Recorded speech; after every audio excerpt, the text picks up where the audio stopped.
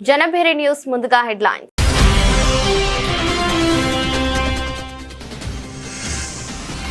Janasena party తరఫున Rajya Sabha MP అభ్యర్థిగా Lingamaneni Ramesh nomination.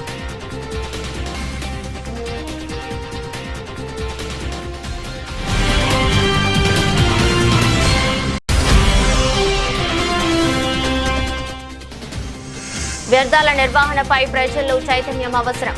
Gadde Rammohan, తూర్పు నియోజకవర్గం శాసనసభ్యులు.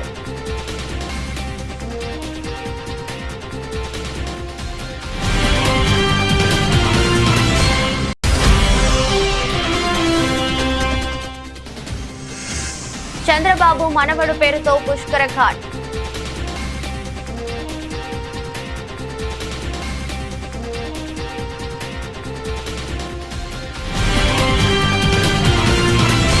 జనసేన పార్టీ తరపున రాజ్యసభ ఎంపీ అభ్యర్థిగా లింగమనేని రమేష్ నామినేషన్ దాఖలు చేశారు. అమరావతిలోని అసెంబ్లీ భవనంలో ఎన్నికల రిటర్నింగ్ అధికారికి నామినేషన్ పత్రాలు సమర్పించారు. కార్యక్రమంలో కూటమి నేతలు పాల్గొని ప్రతిపాదకులుగా సంతకాలు చేశారు. రాజ్యసభ ఎన్నికల నేపథ్యంలో జనసేన పార్టీ అభ్యర్థిగా లింగమనేని రమేష్ శనివారం అమరావతిలో నామినేషన్ దాఖలు చేశారు. అసెంబ్లీ భవనంలో ఎన్నికల రిటర్నింగ్ అధికారి ఆర్ వనిత రాణికే నామినేషన్ పత్రాలను అందజేశారు. రాజ్యసభ అభ్యర్థిగా ఒక సెట్ నామినేషన్ సమర్పించారు. నామినేషన్ దాఖలు కార్యక్రమంలో కూటమి పార్టీల నాయకులు పాల్గొని ప్రతిపాదకులుగా సంతకాలు చేశారు. రాష్ట్రంలో సుమారు 1,38,848 ఎకరాల దేవాలయ భూములను ప్రైవేట్ వ్యక్తులకు కట్టబెట్టేందుకు ప్రభుత్వం కుట్ర చేస్తోందని వైసీపీ గుంటూరు జిల్లా పరిశీలకుడు పోతిన వెంకట మహేష్ ఆరోపించారు. రాజ్యాంగంలోని ఆర్టికల్ 14(300)A ప్రకారం ప్రభుత్వం దేవాలయ భూములకు కేవలం ట్రస్టీ మాత్రమేనని, యాజమాన్య హక్కులను మార్చే అధికారం ప్రభుత్వానికి లేదని స్పష్టం చేశారు. విజయవాడలో జరిగిన మీడియా సమావేశంలో శనివారం ఆయన మాట్లాడుతూ మెమో 214/2026 జారీ చేసి రిజిస్ట్రేషన్ శాఖలోని 22A నిషేధిత ఆస్తుల జాబితా నుండి ఈ భూములను తొలగించడం ద్వారా ఇతరులకు యాజమాన్య హక్కులు కల్పించే ప్రయత్నం జరుగుతోందని మండిపడ్డారు. నమస్కారం. భగవంతుడు శాశ్వతం, సేవకులు మారుతూ ఉంటారు. భగవంతుడి భూముల మీద భగవంతుడికి మాత్రమే హక్కు ఉంటుంది, వేరే వాళ్ళకి ఎప్పటికీ హక్కులు ఉండవు అనేటువంటి ఒక సాధారణ అంశాన్ని చంద్రబాబు నాయుడు గారికి, పవన్ కళ్యాణ్ గారికి నిజంగా నేను తెలియజేయడం అనేది కాస్త ఇబ్బంది పడేటువంటి అంశం. దేవాదాయ ఇనాం భూములు అంటే దేవుడికి సేవ చేసినంతసేపు మాత్రమే సేవకులకి దేవుడి భూముల మీద ఐవేసి తినే హక్కు ఉంటుంది. ఒక్కసారి సేవ నిలిపివేసినా, అటువంటి వ్యక్తులు సేవ చెయ్యకపోయినా దేవుడి భూముల మీద ఐవేజు పొందే హక్కు ఉండదు, ఎటువంటి హక్కులు రావు. ఆ భూములు ఎప్పటికీ కూడా దేవాలయాలకి, దేవుడికి చెందుతాయని చాలా స్పష్టంగా తెలియజేస్తూ ఉన్నాం. చంద్రబాబు నాయుడు గారి కూటమి ప్రభుత్వం వ్యర్థాల నిర్వహణపై ప్రజల్లో చైతన్యం అవసరమని తూర్పు నియోజకవర్గం శాసనసభ్యులు గద్దె రామ్మోహన్ అన్నారు. ఆంధ్రప్రదేశ్ ప్రభుత్వం ప్రతిష్టాత్మకంగా చేపట్టిన ఆపరేషన్ క్లీన్ స్వీప్ కార్యక్రమంలో భాగంగా 3వ వారానికి సంబంధించిన ప్రత్యేక అవగాహన కార్యక్రమాన్ని విజయవాడ నగరపాలక సంస్థ కమిషనర్ ధ్యానచంద్ర శనివారం ఉదయం new RTC colony JD Nagar లో ప్రారంభించారు. ఈ కార్యక్రమానికి ముఖ్య అతిథిగా విజయవాడ తూర్పు నియోజకవర్గ ఎమ్మెల్యే గద్దె రామ్మోహన్ హాజరయ్యారు. కార్యక్రమంలో అదనపు commissioner doctor D Chandrasekhar, zonal commissioner K Shammi, chief engineering incharge P Satyakumari, chief medical మరియు health officer doctor K Arjunarao, biologist AJ Satyanarayana, executive engineer incharge Ramarao, assistant medical and health officer doctor Gopala Naik, station fire officer Naresh, ప్రజా ప్రతినిధులు, స్వచ్ఛంద సంస్థల ప్రతినిధులు, స్థానిక ప్రజలు పాల్గొన్నారు.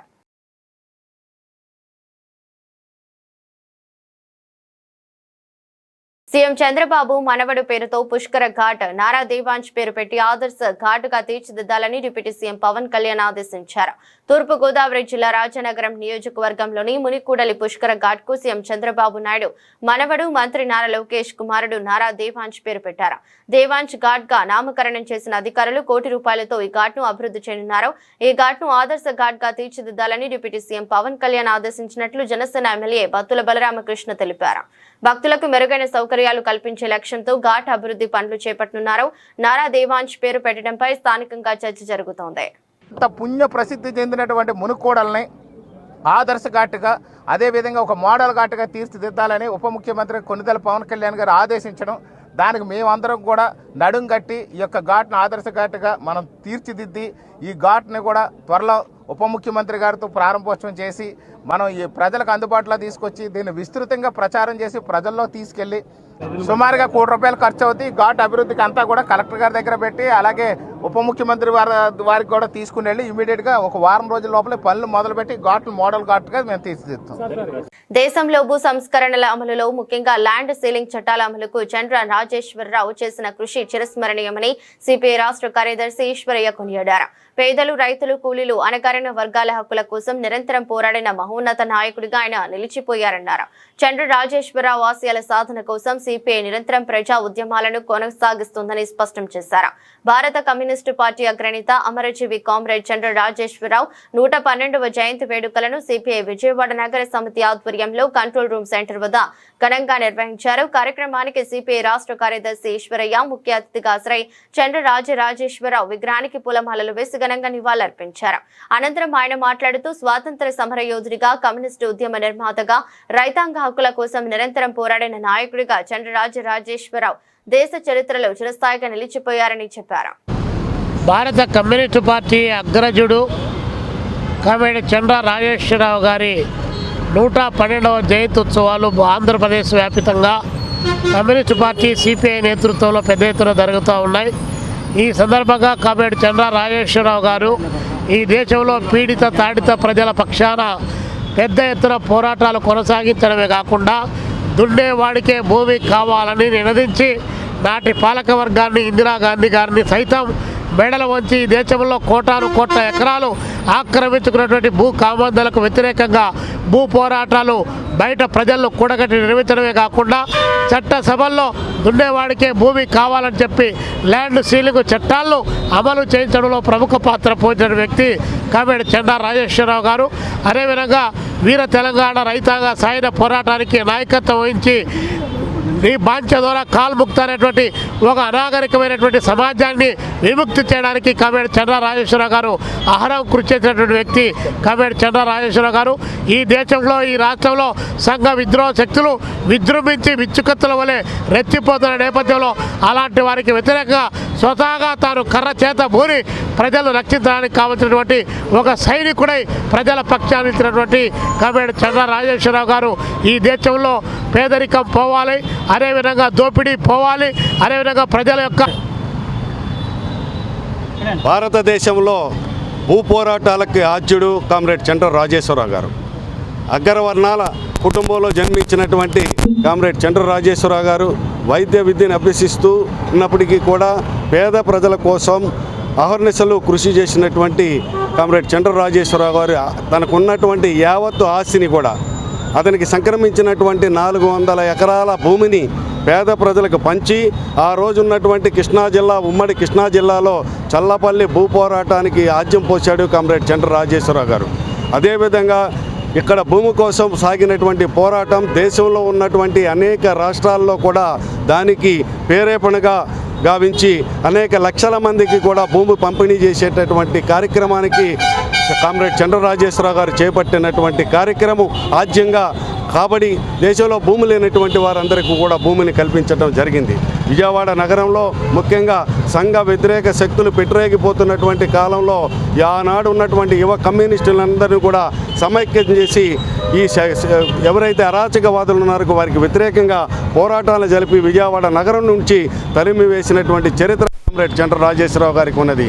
భూమి కోసం పేద ప్రజల విముక్తి కోసం సాగినటువంటి ప్రతి పోరాటానికి కామ్రేడ్ చంద్ర రాజేశ్వరరావు యొక్క పోరాట స్ఫూర్తి అనేటటువంటిది ఈ సందర్భంగా విజ్ఞప్తి చేస్తూ కామ్రేడ్ చంద్ర రాజేశ్వరరావు గారు అందించినటువంటి జెండాని ముందుకు తీసుకెళ్లేటటువంటి దానికోసం కమ్యూనిస్టు శ్రేణులందరూ కూడా 112వ జయంతి సందర్భంగా పునరంకితం అవ్వటం ద్వారా రాబోయేటటువంటి కాలంలో ఈ ఆంధ్ర రాష్ట్రంలో కమ్యూనిస్టు ఉద్యమాన్ని, ఈ విజయవాడ నగరంలో కమ్యూనిస్టు ఉద్యమాన్ని ముందుకు తీసుకెళ్లేటటువంటి దానికోసం ఈ 112వ జయంతి పునరంకితంతో కమ్యూనిస్టు శ్రేణులందరూ కూడా ముందుకు సాగాలని చెప్పి ఈ సందర్భంగా కామ్రేడ్ చంద్ర రాజేశ్వరరావు గారికి విప్లవ జోహార్లు అర్పిస్తాం.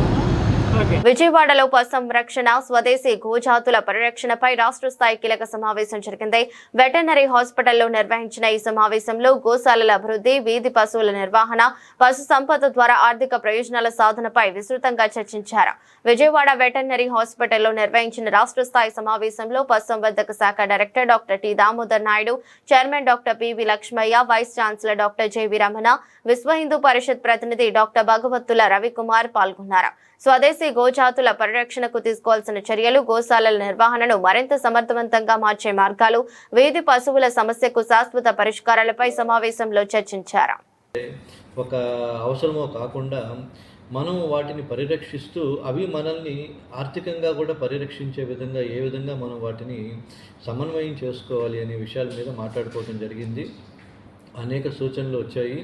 ఈ సూచనలన్నింటిని కూడా మేము క్రోడీకరించి రాబోయే రోజుల్లో ఇందులో మా తరపున శాఖలోనే పరిష్కరించగలిగిన సమస్యల్ని శాఖ ద్వారా, అదేవిధంగా రీసెర్చ్ అండ్ డెవలప్మెంట్ వింగ్లో యూనివర్సిటీ వారి సహకారంతో కొన్ని ముఖ్యమైన కార్యక్రమాలని రీసెర్చ్ రూపంలో కూడా మేము రాబోయే రోజుల్లో పశువైద్య విజ్ఞానాన్ని అభ్యసించడానికి వచ్చేసే విద్యార్థులకు ఇవ్వటం జరుగుతుంది. ఇక ఇంప్లిమెంటేషన్లో భాగంగా మాకు ప్రభుత్వ సహకారం ఎక్కడెక్కడైతే అవసరమో కేంద్ర ప్రభుత్వం, రాష్ట్ర ప్రభుత్వం వాటిని కూడా వాళ్ళ దృష్టికి తీసుకెళ్తాము. దీంతో పాటుగా కొంతమంది ఔత్సాహికులైన వ్యక్తులు ఎవరైతే అందరికీ నమస్కారం. ఈరోజు మన దేశవాళీ ఆవులను కాపాడాలి, వాటికి సంరక్షణ కల్పించాలి, వాటికి మేలు రకమైన ఫెసిలిటీస్ అన్నీ కూడా ఏర్పాటు చేయాలి అనే ఉద్దేశంతో ఎంతోమంది గో మాతను పూజిస్తున్న అందరినీ కూడా ఇక్కడ సమావేశం ఏర్పాటు చేసి వారి యొక్క సలహాలు తీసుకొని ఏ విధంగా ముందుకెళ్లాలనే ఉద్దేశంతో ఇక్కడ ఏర్పాటు చేశారు. మా యూనివర్సిటీ తరఫున ఏ విధంగా మనం ఈ మన దేశవాళీ ఆవులను ఎలా కాపాడుకోవాలి, వాటి ప్రాపగేషన్ ఎలా చేయాలి, వాటికి మంచి రకమైన తిండి ఇవన్నీ కూడా సమకూర్చాలి అనే ఉద్దేశంతో మాకు సలహాలు ఇచ్చారు.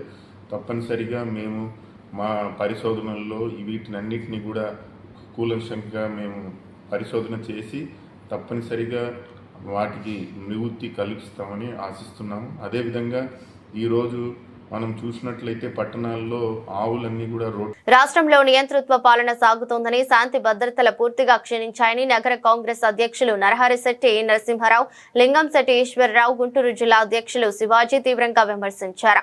ప్రజా సమస్యలను పక్కన పెట్టి రాజకీయ కక్ష సాధింపులకే ప్రభుత్వం ప్రాధాన్యత ఇస్తుందని నేతలు ధ్వజమెత్తారు. రాష్ట్ర కాంగ్రెస్ కార్యాలయం ఆంధ్ర తెలంగాణ భవన్ లో శనివారం మీడియా సమావేశం నిర్వహించారు. సమావేశంలో నగర కాంగ్రెస్ అధ్యక్షులు నరహరిశెట్టి నరసింహారావు, లింగంశెట్టి ఈశ్వరరావు, గుంటూరు జిల్లా అధ్యక్షులు ఎన్ఎం సుధీర్, నాయకులు కొలనుకొండ శివాజీ తదితరులు పాల్గొని మాట్లాడారు. రాష్ట్రంలో శాంతి భద్రతలు క్షీణించాయన్నారు. కందుకూరు, గుంటూరు ప్రాంతాల్లో జరుగుతున్న వరుస ఘటనలే ఇందుకు నిదర్శనమన్నారు. అయితే సాయికృష్ణ అనే వ్యక్తిని 24 గంటలు గడిచినా కోర్టులో ప్రవేశపెట్టకపోవడంపై ఆందోళన వ్యక్తం చేశారు. ఈరోజు ప్రెస్ మీట్ ఏర్పాటు చేసేటువంటి ఉద్దేశం ఈ రాష్ట్రంలో జరుగుతున్నటువంటి లా అండ్ ఆర్డర్ వైలేషన్, అలాగే శాంతి భద్రతల విఘాతం కలిగేటటువంటి పరిస్థితులు, ఈ రాష్ట్రంలో రూల్ ఆఫ్ లా ఉందా లేదా అనే అనుమానం, అలాగే వాళ్ళు ఈ రాష్ట్రంలో జరిగే సైబర్ నేరాలు, నిన్నగా మన ఖైజీచేలో జరిగేటువంటి పట్టపగల్లో ఇళ్ల దోపిడీ, ప్రతిరోజు ఎక్కడో చోట రోడ్డు ప్రమాదాలు, ఎక్కడ చూసినా కూడా అశాంతికి నిలయంలాగా ఉంది వాడ ఈ కూటమి ప్రభుత్వంలో. ముఖ్యంగా వాడ గాదే సాయికృష్ణ అనేటటువంటి వ్యక్తిని వీళ్ళ మనోళ్ళు మన గుంటూరు జిల్లా నుంచి ఇక్కడ తీసుకురావడం జరిగింది. ఏదో నేరారోపణ మీద ఏదో నాన్ బెయిల్ వారెంట్స్ అయ్యి ఉన్నాయని తీసుకొచ్చిన తర్వాత పోలీసుల బాధ్యత ఏంటంటే విత్ 24 hours కోర్టులో వాళ్ళని ప్రొడ్యూస్ చేయాలి. ఏదైనా చట్టపరంగా జరగాలి తప్ప చట్టాన్ని చేతులు తీసుకునే హక్కు ఎవరికి కూడా లేదు.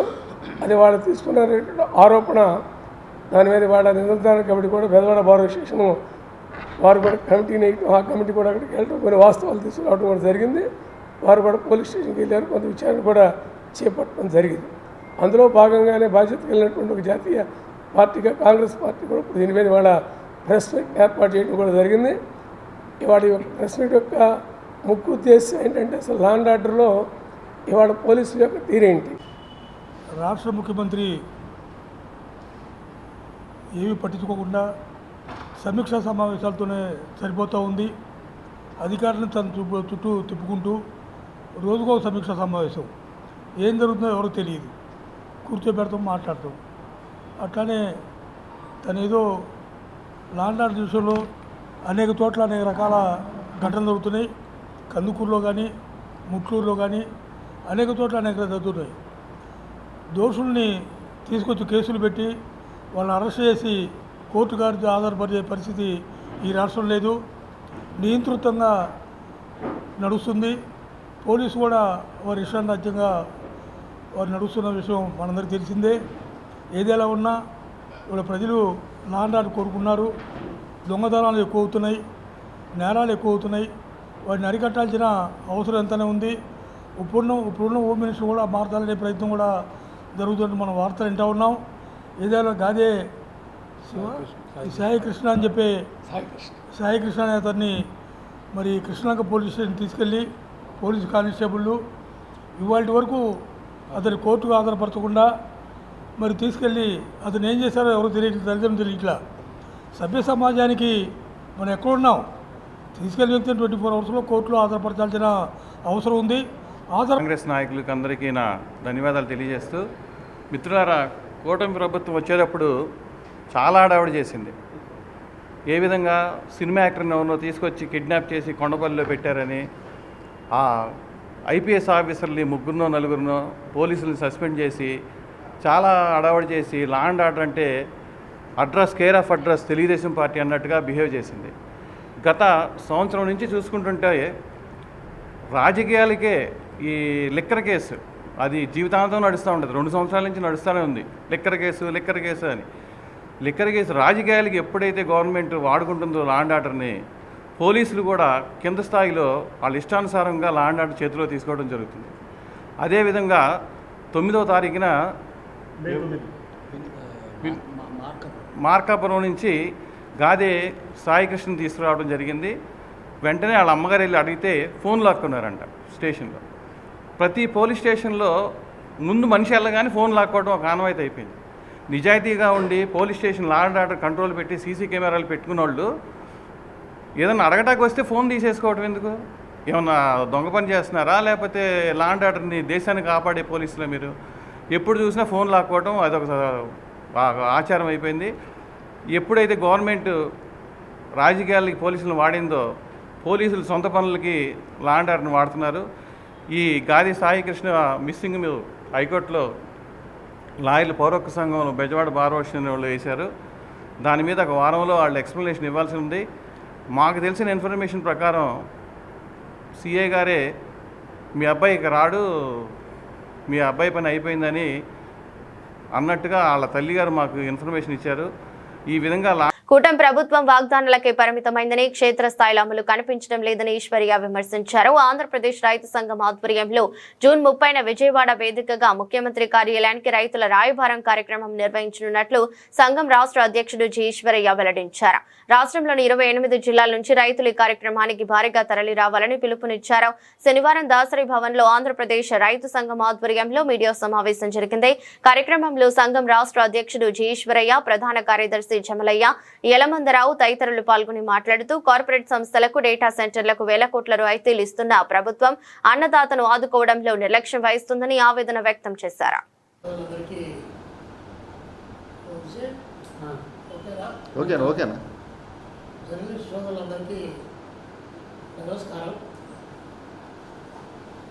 ఆంధ్రప్రదేశ్ రైతు సంఘం ఆధ్వర్యంలో జూన్ 30 తారీఖున రాష్ట్ర వ్యాప్తంగా ఉన్నటువంటి రైతాంగంతో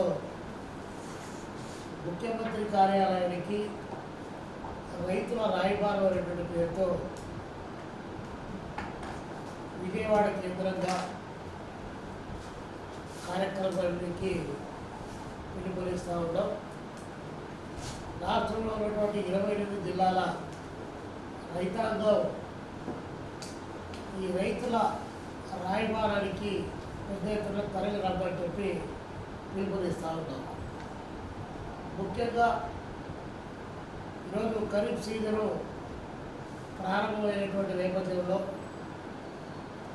రైతాంగాన్ని అన్ని విధాలా ఆదుకుంటామని చెప్పినటువంటి కూటమి ప్రభుత్వం చంద్రబాబు నాయుడు గారి నాయకత్వంలో పదే పదే వాగ్దానాలకే పరిమితమవుతుంది తప్ప అమలు దిశగా ఎక్కడ కూడా పూర్తిగా కనిపించడం లేదు. రైతులేమో ఒకవైపున అతివృష్టి, మరొక వైపున అనావృష్టి సంభవిస్తూ ఎప్పటికప్పుడు తీవ్రమైనటువంటి సంక్షోభాలకి వారు కూరుకొని పోతూ ఉన్నారు. అయినా పాలకులు ఈ ప్రభుత్వం రైతుల సంక్షేమం కోరేటువంటి ప్రభుత్వం అని చెప్పడమే తప్ప నిర్దిష్టంగా ఏ సంవత్సరంలో కూడా ఏ సీజన్లో కూడా రైతులు ఆదుకున్నటువంటి పాపాల పోలేదు. మేము ఆంధ్రప్రదేశ్ రైతు సంఘంగా ముఖ్యమంత్రి కార్యాలయానికి రైతుల రాయబారం పేరుతో ఈ కార్యక్రమం చేపడుతున్న సందర్భంగా ముఖ్యమంత్రి గారికి మేము ఒకటే విజ్ఞప్తి చేస్తూ ఉన్నాం. తెలంగాణ ప్రభుత్వం లాగా రైతులకు ఒక్కసారి 2 లక్షల రుణాలు లోపు రద్దు చేయాలని చెప్పి మిత్రులారా, మన ఆంధ్రప్రదేశ్ రైతు సంఘం రాష్ట్ర అధ్యక్షులు ఈశ్వరయ్య గారు, అదేవిధంగా రైతు సంఘం రాష్ట్ర ఉపాధ్యక్షులు మల్లి యలమందరావు గారు ఈ ప్రెస్ మీట్ నిర్వహిస్తా ఉన్నాం. ఇందులో కీలకమైన అంశం జూన్ 30వ తేదీన రాష్ట్ర వ్యాప్తంగా రైతుల్ని కౌలు రైతుల్ని సమీకరించి ముఖ్యమంత్రి కార్యాలయానికి రాయబారం వెళ్తాము. కారణం ఏంటంటే ఎన్నికల ముందు కూటమి ప్రభుత్వం మేము అధికారంలోకి వచ్చిన వెంటనే పంట సాగుదారు హక్కుల చట్టాన్ని సవరించి సులభంగా గుర్తింపు కార్డులు జారీ చేసి కౌలు రైతులు ఆదుకుంటామని హామీ ఇచ్చారు. ఎన్నికల సందర్భంగా ఇచ్చిన ఏ ఒక్క హామీని ఈ 2 ఏళ్ల కాలంలో నెరవేర్చలేదు. జూన్ నాటికి చూస్తే 2 సంవత్సరాలు పూర్తవుతూ ఉంది కూటమి ప్రభుత్వం అధికారంలోకి వచ్చి. కౌలు గుర్తింపు కార్డులు జారీ చేయడంలో రాష్ట్ర ప్రభుత్వం విఫలమైందనేది స్పష్టంగా తెలుస్తుంది. రెండో అంశం, అన్నదాత సుఖీభావ పథకం రైతులతో పాటు కౌలు రైతులు కూడా ఇస్తాము. ఈ 2 సంవత్సరాల్లో భూమి లేని కౌలు రైతుకి ఒక్క పైసా కూడా ఇవ్వలేదు. అంటే ఈ రోజు నాటికి రాష్ట్రంలో 80% భూములు పంటలు పండిస్తున్నది కౌలు రైతులే. మరి అటువంటిప్పుడు కౌలు రైతుల వ్యవసాయాన్ని ప్రోత్సహించాల్సింది పోయి కౌలు రైతుల్ని ఆదుకోవాల్సింది పోయి ఈ విధంగా నిర్లక్ష్యం చేయడం అనేది సరైనది కాదు. అందుకని అన్నదాత సుఖీభావ పథకాన్ని రైతులతో పాటు కౌలు రైతులు కూడా తక్షణమే ఇవ్వాలని చెప్పేసి మేము డిమాండ్ చేస్తాము. మూడో అంశం, పంట రుణాలు దాదాపు సంవత్సరానికి 1,60,00,000 రూపాయలని పంట రుణాల కింద ఇస్తామన్నారు.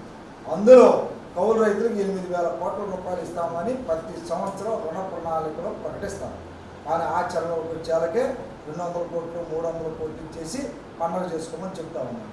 గుర్తింపు కార్డులు పొందినటువంటి ప్రతి కౌలు రైతుకి రిజర్వ్ బ్యాంక్ ఆఫ్ ఇండియా నిబంధన ప్రకారము ఎటువంటి షూరిటీ లేకుండానే పంట హామీ మీద 2 లక్షల రూపాయలు రుణం ఇవ్వాలి.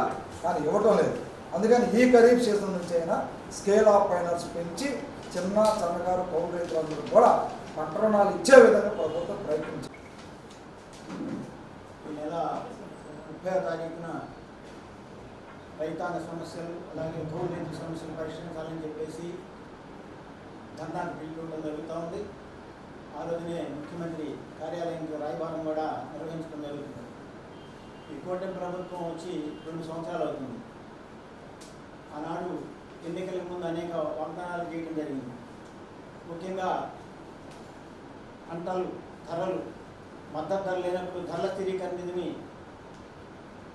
ఉపయోగించి ప్రభుత్వ రంగ సంస్థలతో కొనుగోలు చేస్తామని చెప్పి హామీ ఇవ్వడం జరిగింది. అలాగే కౌలు రైతులకు మేము రాగానే భూ యజమానితో సంబంధం లేకుండా కౌలు రైతులకు కార్డులు ఇస్తామని చెప్పి, అలాగే అన్నదాత సుఖీభవ 20,000 ఇస్తామని చెప్పి అనేక వాగ్దానాలు చేసి అధికారులు రావడం జరిగింది. మరి ఆనాడు ఎన్నికలకు ముందు జనసేన అధినేత పవన్ కళ్యాణ్ గారు కౌలు రైతుల ఆత్మహత్య చేసుకున్న కుటుంబాలని పరామర్శించడం, వాళ్ళకు కొంత ఆర్థిక సహాయం చేయడం కూడా జరిగింది. కానీ ఇవాళ అధికారంలోకి వచ్చిన తర్వాత ఈ 2 సంవత్సరాలుగా చూసినప్పుడు రైతుల్ని నిర్లక్ష్యం చేశారు. ఇవాళ కౌలు రైతులు అనే మాటే రావటం లేదు జనసేన అధినేత పవన్ కళ్యాణ్ గారి నోటి నుంచి. ఇవాళ సీఎం, డిప్యూటీ సీఎంగా, అలాగే ఇక్కడ అధికారంలో జనసేన ఉంది. అలాగే ఇవాళ కూటమి ప్రభుత్వం ఆ రోజు చెప్పింది ఏంటి, డబుల్ ఇంజిన్ సర్కార్ అయితే కేంద్రంలోనూ ఇక్కడ రాష్ట్రంలోనూ మేమే ఉంటే ఈ రాష్ట్రానికి ప్రయోజనం. అంతర్జాతీయ మార్కెట్లో పెట్రోల్, డీజిల్, గ్యాస్ ధరలు 24%, ఎరువుల ధరలు 32% పెరిగాయని, ఆహార వస్తువులు, నిత్యావసర వస్తువులు ధరలు కూడా పెరుగుతాయని, దీనివల్ల సామాన్యులపై విపరీతమైన భారం పడుతుందన్నారు. సామాన్య ప్రజలు బతకడమే దుర్భరం అవుతుందని చెప్పారు. 2014 నుంచి అంతర్జాతీయ మార్కెట్లో పెట్రోలియం ధరలు తగ్గినా కూడా దేశంలో ధరలను మోడీ ప్రభుత్వం తగ్గించలేదని, సెస్ల పేరుతో రాష్ట్రానికి ఆదాయం రాకుండా కేంద్రానికి నేరుగా వెళ్లేలా సెస్లు వసూలు చేశారన్నారు. కార్పొరేట్లకు 18 లక్షల కోట్ల రూపాయలు రాయితీలు ఇచ్చారని, వాటిని చెల్లించడం కోసం ప్రజలపై భారాలు మోపుతున్నారని ఆరోపించారు. పెంచిన పెట్రోల్, డీజిల్, సీఎన్జీ గ్యాస్ ధరలను తగ్గించాలని కోరుతూ సిఐటియు ఆధ్వర్యంలో గాంధీనగర్లోని ధర్నా చౌక్ లో ధర్నా చేపట్టారు. పెంచిన ధరలను తగ్గించాలంటూ నినాదాలు చేశారు. ఈ సందర్భంగా సిఐటియు నాయకులు మాట్లాడుతూ కార్పొరేట్లకు 18 లక్షల కోట్ల రూపాయలు రాయితీలు ఇచ్చారని, వాటిని చెల్లించడం కోసం ప్రజలపై భారాలు మోపుతున్నారని ఆరోపించారు. యుద్ధం ముందు నుంచి కూడా పెట్రోల్ ధరలు పెరగడానికి కారణం మోదీ విధానమని అన్నారు. కార్పొరేట్లకు అనుకూలంగా ఉంటూ సామాన్యులపై భారాలు వేయటం వల్లే కార్మిక వర్గం కుంగిపోతుందని చెప్పారు.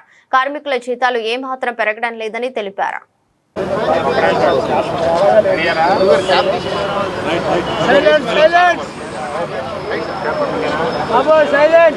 అంతర్జాతీయ మార్కెట్లో పెట్రోల్, డీజిల్, గ్యాస్ ధరలు 24% పెరిగాయి. ఎరువుల ధరలు 32% పెరిగాయి.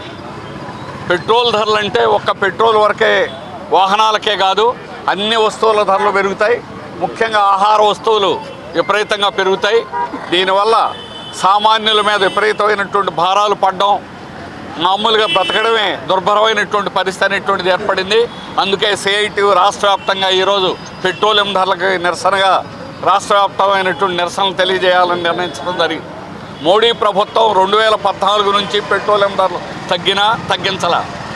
సెస్సుల పేరుతోటి రాష్ట్రాలకు కూడా ఆదాయం రాకుండా కేంద్రానికి నేరుగా వెళ్ళేటువంటి విధంగా సెస్సులను వసూలు చేయడం అనేటువంటి జరిగింది. అంటే కార్పొరేట్లకు రాయితీలు ఇవ్వడం కోసం వారికి 18 లక్షల కోట్లు రాయితీలు ఇచ్చారు. దాన్ని చెల్లించడం కోసం పెట్రోలియం మీద ధరలు ప్రజల మీద మోపి కొనసాగించడం అనేటువంటి జరిగింది. ఇప్పుడు యుద్ధం రావడమే కాదు, యుద్ధం ముందు నుంచి కూడా 2014 నుంచి పెట్రోలియం ధరలు పెరగడానికి ప్రధాన కారణం మోడీ విధానం. కార్పొరేట్లకు అనుకూలం, సామాన్య ప్రజల మీద భారాలు వేయడం, ఈ విధానం వల్లనే ఈరోజు కార్మిక వర్గం కుంగిపోతున్నారు. కార్మికుల యొక్క జీతభత్యాలు ఏమాత్రం పెరగడం లేదు. ఉత్తర భారతదేశంలో గ్యాస్ సిలిండర్లు మనలాగా మామూలుగా అందుబాటు లేకుండా ఒక సిలిండర్ 5,000 రూపాయలు కూడా వెళ్ళింది. అందువల్ల మే 4వ తేదీన పెద్ద ఎత్తున ఉత్తర భారతదేశంలో హైవే 24 దిగ్బంధం లక్షలాది మందితో చేయాల్సిన పరిస్థితి వచ్చింది. ఆగమేఘాల మీద యూపీ ప్రభుత్వం, హర్యానా ప్రభుత్వం మేము కార్మికులకు జీతాలు పెంచుతామని పెంచింది చాలా తక్కువే. ఆ విధంగా కార్మికుల మీద ఈరోజు ఆటలాడుతూ ఉన్నారు. విజయవాడ 2వ డివిజన్ కుమ్మరి బజార్లోని శ్రీ పాండురంగ స్వామి దేవాలయంలో నెలకొన్న నీటి సమస్యకు టీడీపీ నాయకుడు గద్దె క్రాంతి కుమార్ పరిష్కారం చూపించారు.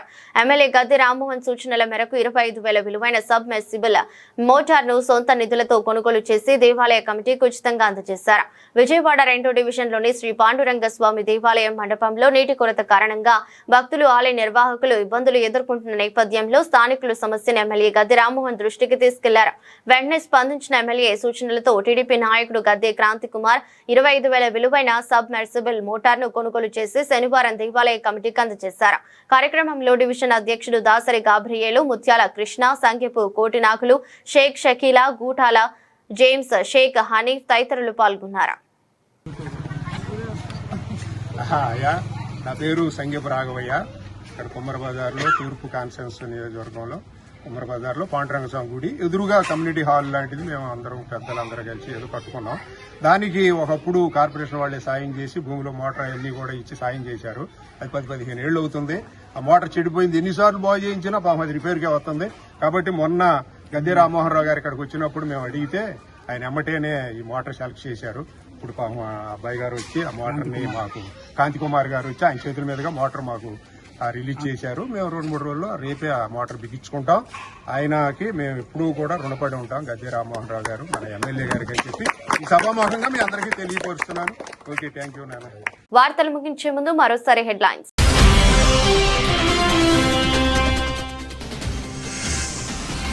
జనసేన పార్టీ తరఫున రాజ్యసభ ఎంపీ అభ్యర్థిగా లింగమనేని రమేష్ నామినేషన్.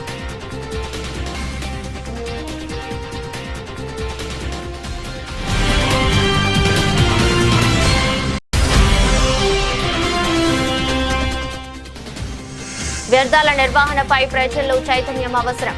గద్దె రామ్మోహన్, తూర్పు నియోజకవర్గం శాసనసభ్యులు.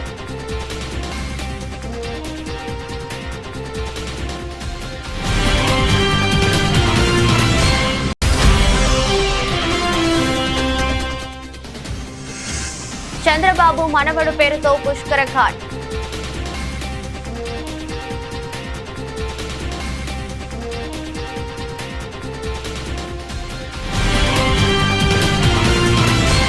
ఇది బులెటిన్. మరో బులెటిన్లో మళ్ళీ కలుద్దాం. అంతవరకు సెలవు. నమస్కారం. నమస్తే. Welcome to